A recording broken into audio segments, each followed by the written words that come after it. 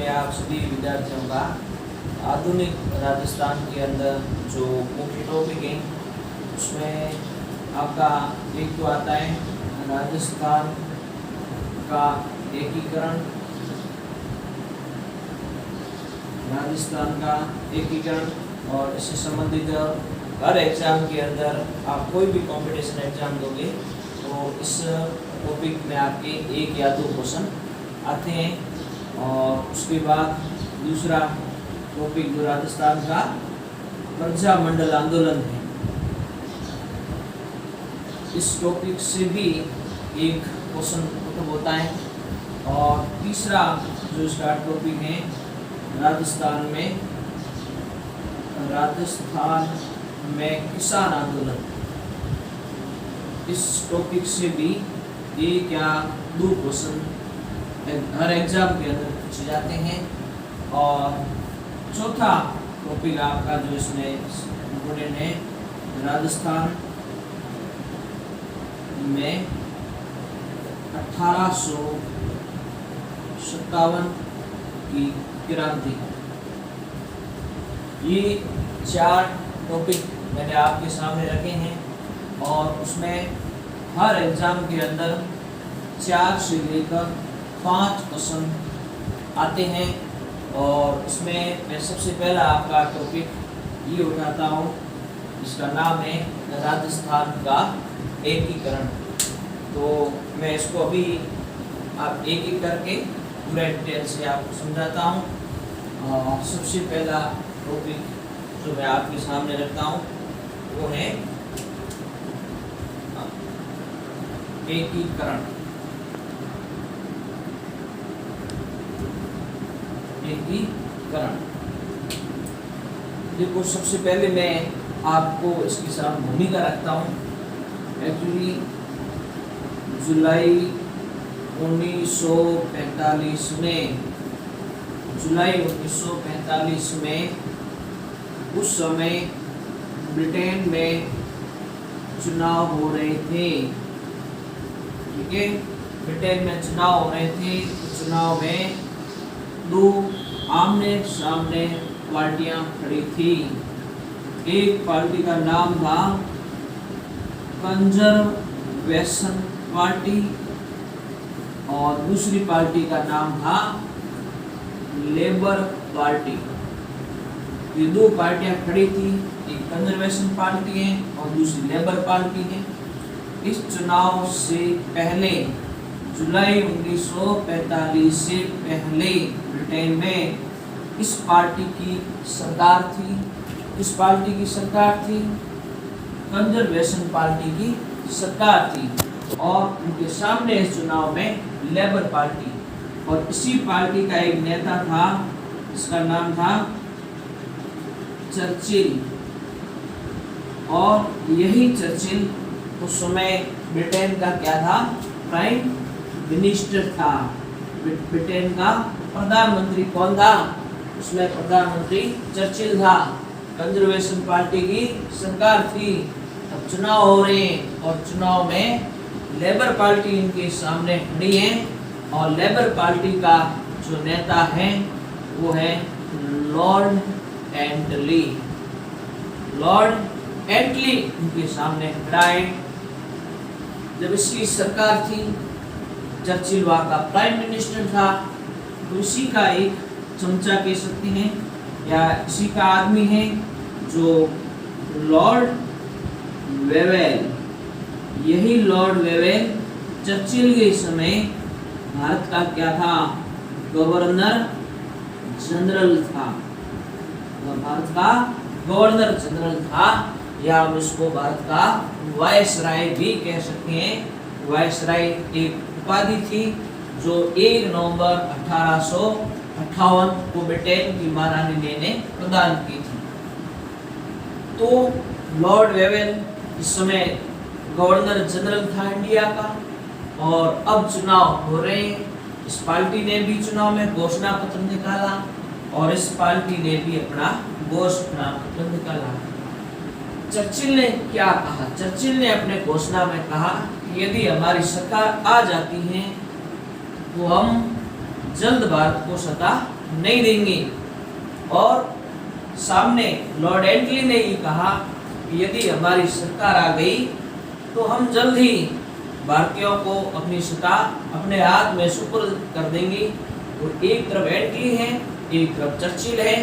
Churchill का घोषणा जो होता है वो भारत के खिलाफ होता है, और लॉर्ड एटली का जो घोषणा पत्र होता है वो भारत के हित के लिए होता है। तो इस प्रकार दोनों पार्टियों में चुनाव हुई, और चुनाव के बाद इसका परिणाम आना शुरू हो जाता है, और परिणाम में कंजर्वेशन पार्टी हार जाती है, लेबर पार्टी चुनाव में जीत जाती है। और इस जुलाई 1945 की चुनाव में लेबर पार्टी का नेता एटली जो क्या बनता है, प्राइम मिनिस्टर बनता है। प्राइम मिनिस्टर, ब्रिटेन का प्रधानमंत्री लॉर्ड एटली बनता है। और बनने के बाद एक आपात बैठक बुलाता है। क्या बुलाता है? आपात बैठक। और ये आपात बैठक कब बुलाता है? 20 फरवरी 1947। इस आपात बैठक में इस एटली की घोषणा में एटली क्या कहता है कि हम जून 1948 से पहले भारत को आजाद कर देंगे। इसने क्या कहा? जून 1948 से पहले हम भारत को आजाद कर देंगे। ये किसकी घोषणा है? ये एटली की घोषणा है। ये एटली की आपात बैठकें कब बुलाई गई? जून 20 फरवरी 1947 को बुलाई गई। और उसमें कहा गया है कि हम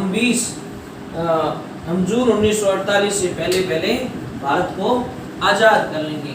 तो याद रखना, जुलाई 1945 में दो पार्टियां खड़ी हैं। इससे पहले गवर्नमेंट इसकी थी, एटली जिनके सामने खड़ा है, दोनों ने अपनी अपनी घोषणाएं निकली, और चुनाव में लेबर पार्टी विजयी हुई। एटली प्राइम मिनिस्टर बना। बनने के बाद में आपात बैठक बुलाई, और आपात बैठक बुलाई 20 फरवरी 1947 को। इसमें क्या कहा गया कि जून 1948 से पहले हम भारत को आजाद कर देंगे।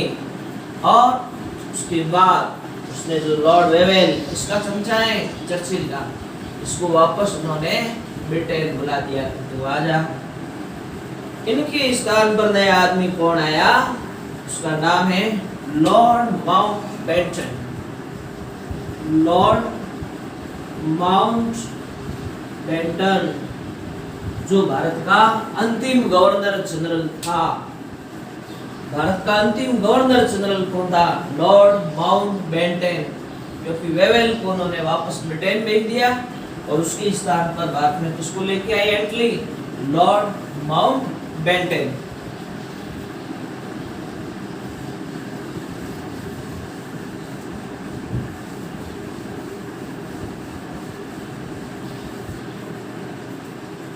तो इस प्रकार फिर माउंटबेटन की घोषणा हुई।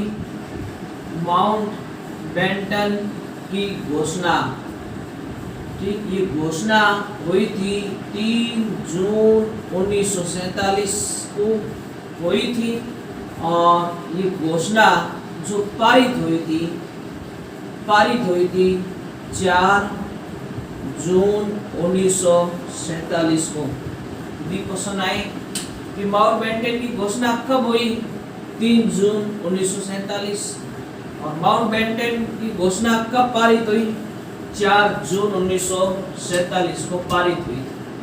तो इस समय एनसीईआरटी के आधार पे हम देखें तो 565 रियासतें थी टोटल।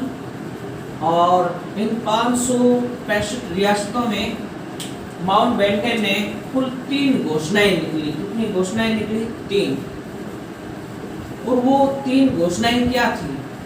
पहली घोषणा तो ये थी कि जो रियासतें भारत में रहना चाहे वो भारत में रह सकती हैं। दूसरा, इनमें जो रियासतें पाकिस्तान में जाना चाहें वो जा सकती हैं।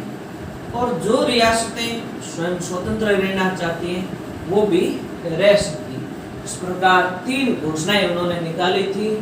और इन 3 घोषणाओं से भारत का विभाजन होने के बहुत ज़्यादा चांस बढ़ गए थे और उसी समय हमारे बुद्धिजीवियों ने एक नई दिल्ली के अंदर रियासती विभाग का गठन किया। किसका गठन किया? इस रियासती विभाग का जो गठन हुआ था वो 5 जुलाई 1947 को हुआ।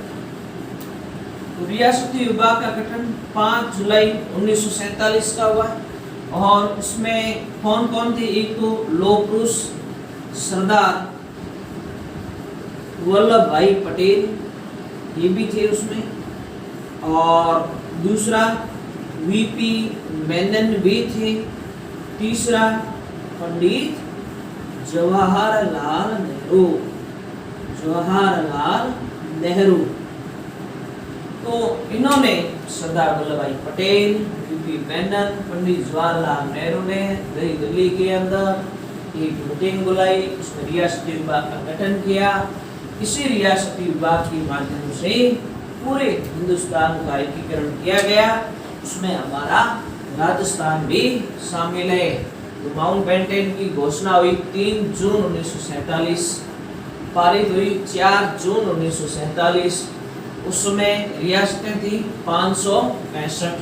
कितनी घोषणाएं थी? इस घोषणा में 3 घोषणाएं थी और 3 में इन रियासतों से संबंधित थी। फिर उसके बाद में किसका गठन हुआ? रियासती विभाग का गठन हुआ। कब हुआ? 5 जुलाई 1947। कौन कौन थे इसमें? सरदार वल्लभ भाई पटेल, वीपी मेनन और पंडित जवाहरलाल नेहरू। तो इन्हीं के प्रयासों से हमारे पूरे हिंदुस्तान का एकीकरण हुआ। उसमें हमारा राजस्थान भी शामिल था। यदि बात राजस्थान की मैं करता हूँ तो बात राजस्थान की उस समय की करूं तो आजादी के समय जो राजस्थान का एकीकरण हुआ उसमें देखो कुल समय की बात आती है। सबसे पहले तो 8 वर्ष 7 माह 14 दिन ना, 8 7 और 7 का डबल 14, यानी 8 वर्ष 7 माह और 14 दिन ये एकीकरण में लगा कुल समय है। और इस एकीकरण में सर्वाधिक योगदान जो दिया था और उस योगदान देने वाले थे सरदार वल्लभ भाई पटेल। सरदार वल्लभ भाई पटेल का सर्वाधिक योगदान था। इसके अलावा वीपी मेनन का भी है और पंडित जवाहरलाल नेहरू जी का भी योगदान है। लेकिन सबसे ज्यादा योगदान किसने दिया था? सरदार वल्लभ भाई पटेल। समय लगा था 8 7 7 का डबल 14। उस समय राजस्थान के अंदर कुल राजनीतिक इकाइयां थी, वो राजनीतिक इकाइयां टोटल थी 23 राजनीतिक इकाइयां थी। उस 23 में देखना 19 तो रियासतें थी, 3 ठिकाने थे और एक केंद्र शासित प्रदेश था।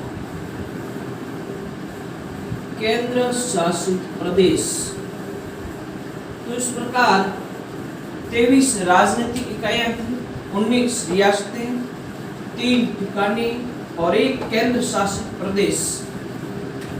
अब केंद्र शासित अजमेर मेरवाड़ा ये तो था केंद्र शासित प्रदेश।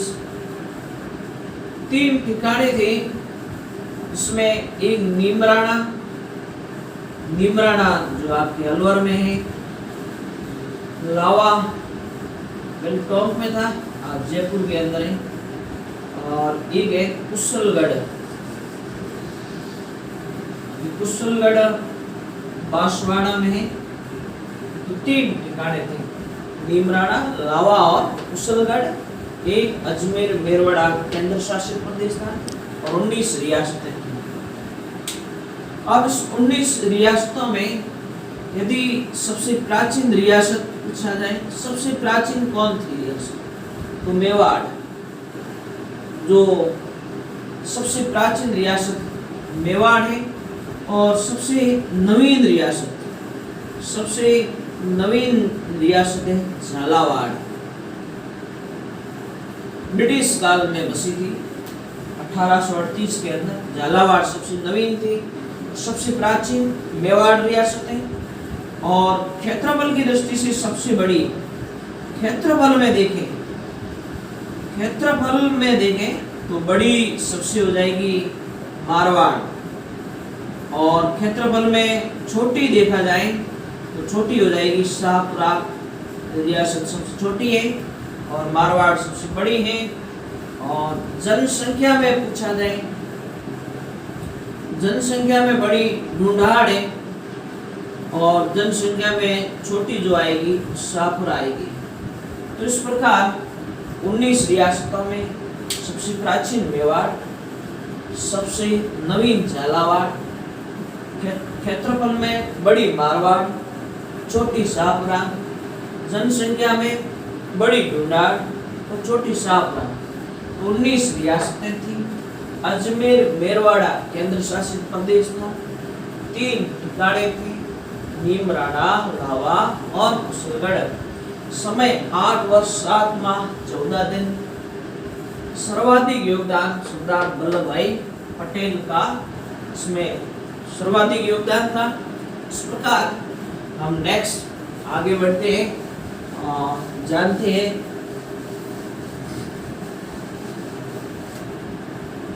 देखो राजस्थान का जो एकीकरण हुआ था उसमें कुल चरण 7 चरण है, 7 चरण।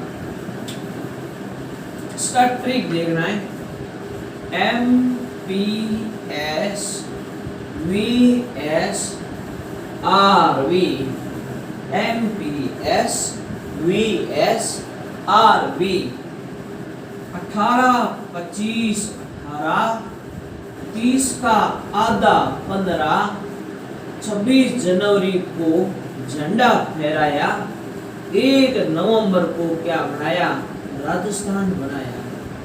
तो MPS VS RV 18, 25, 18, 30 का आधा 15, 26 जनवरी को झंडा फहराया, 1 नवंबर को क्या बनाया, राजस्थान बनाया।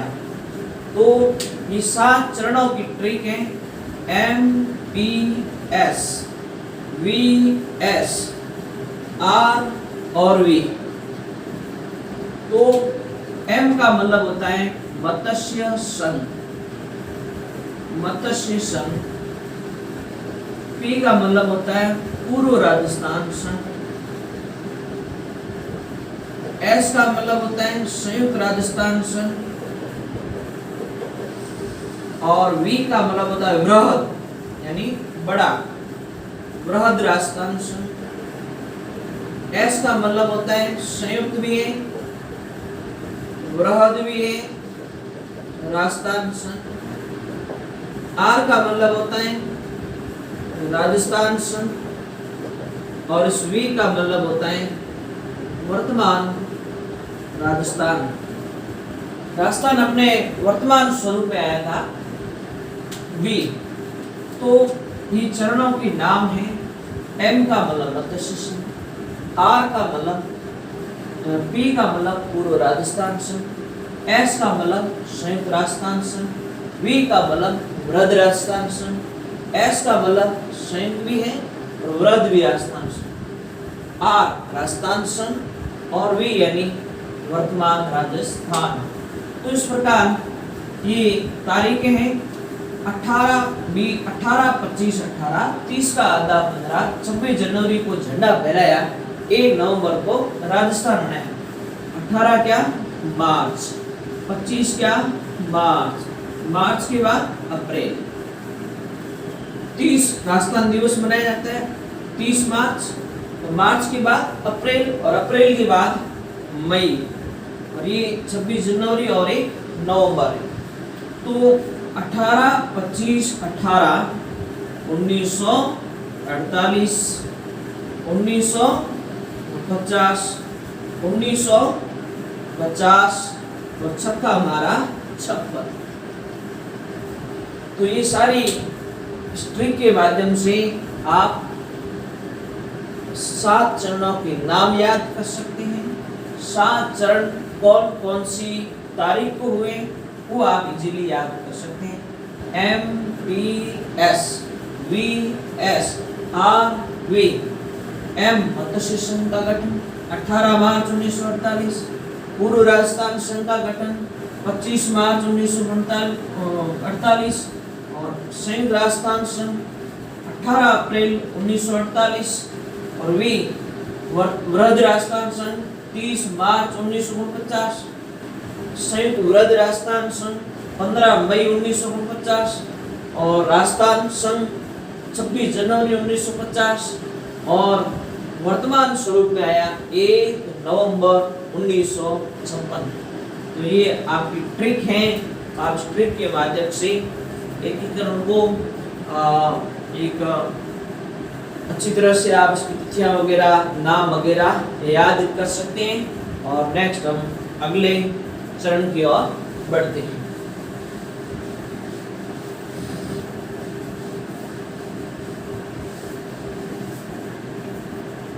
तो बाद मैं आपको चरण, अब हम एक एक चरण, जैसे पहला चरण है मत्स्य संघ। अब इसकी तारीख कब कब हुआ था? तारीख ट्रिक 18 मार्च 1948। कुल कितनी राजनीतिक इकाइयां थी? उत्तर आएगा 5। 4 इसमें क्या थी? रियासतें थी। 1 इसमें क्या था? ठिकाना था। ठिकाना कौन कौन सा था? नीमराणा। नीमराणा जो अलवर में आता है वो इसमें ठिकाना शामिल था। रियासतें 4 थी। 4 रियासतें याद रखना। इसमें एक तो थी अलवर, दूसरी भरतपुर, तीसरी करौली और चौथी धौलपुर। तो इस प्रकार जो ट्रिक, यदि अपन ट्रिक से देखा जाए तो आप इसमें A, B, C, D, A Alwar, B Bharatpur, C Karauli और D धौलपुर है। ये 4 रियासतें थी और 1 ठिकाना था। कुल राजनीतिक इकाइयां कितनी थी? 5। और इसमें राजधानी बनाया अलवर को बनाया था। और इसकी पहली बैठक हुई थी वो लोहागढ़ का दुर्ग था। लोहागढ़ का दुर्ग भरतपुर के अंदर है और ये राजस्थान का एकमात्र अभेद्य दुर्ग कहलाता है। इसको कोई भेद न सका वो कौन सा है? लोहागढ़ का दुर्ग है। यहाँ इसकी पहली बैठक हुई थी। और इस चरण के अंदर जो मत्स्य संघ का नामकरण किया था वो किया था K.M. मुंशी। किसने किया था? K.M. मुंशी ने इसका नामकरण किया था। और उसके बाद इसका उद्घाटन किसने किया था? N.V. गाडगिल। N.V. गाडगिल ने उद्घाटन किया था। N.V. गाडगिल ने उद्घाटन किया। नामकरण K.M. मुंशी ने किया। और याद रखना है तारीख 18 मार्च 1948। राजनीतिक इकाइयां 5 थी। 4 रियासतें थी। 1 ठिकाना था A, B, C, D और नीमराणा अलवर। राजधानी A अलवर। बैठक लोहागढ़ का दुर्ग भरतपुर में, राजस्थान का अभेद्य दुर्ग कहलाता है। नामकरण किसने किया?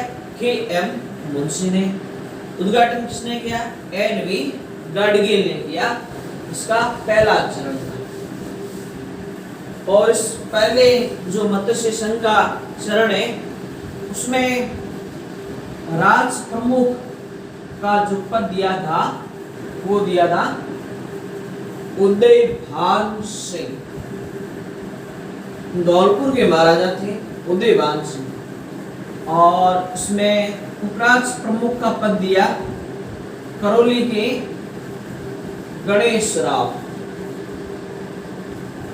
गणेश राव जो करौली के थे, इन्हें उपराष्ट्र प्रमुख का पद दिया और प्रधानमंत्री का जो पद दिया था, प्रधानमंत्री पहले चरण में प्रधानमंत्री थे शोभाराम कुमावत, इन्हें प्रधानमंत्री का दिया और लास्ट उप प्रधानमंत्री का पद दिया था, उप प्रधानमंत्री का दिया था युगल किशोर चतुर्वेदी।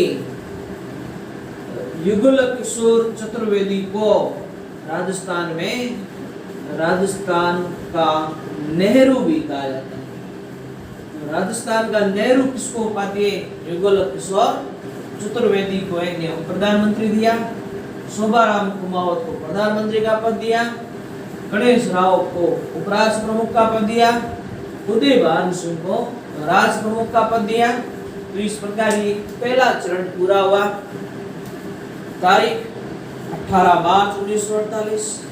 राजनीति इकाइयां 5, 4 रियासतें ABCD, 1 ठिकाना नीमरा नारवा और इसमें राजधानी अलवर को बनाया। पहली बैठक लोहागढ़ का दुर्गपुर, नामकरण KM मुंशी, उद्घाटन NV गाडगिल। उसके बाद राष्ट्र प्रमुख, उपराष्ट्र प्रमुख, प्रधानमंत्री और उप प्रधानमंत्री, इसमें उदय भान सिंह है, गणेश राव है, शोभाराम कुमावत है, युगल किशोर चतुर्वेदी है, जिनका उपनाम क्या है? राजस्थान का नेहरू। इस प्रकार से हमारा एकीकरण का ये पहला चरण कंप्लीट होता है। उसके बाद हम आगे बढ़ेंगे दूसरे चरण में।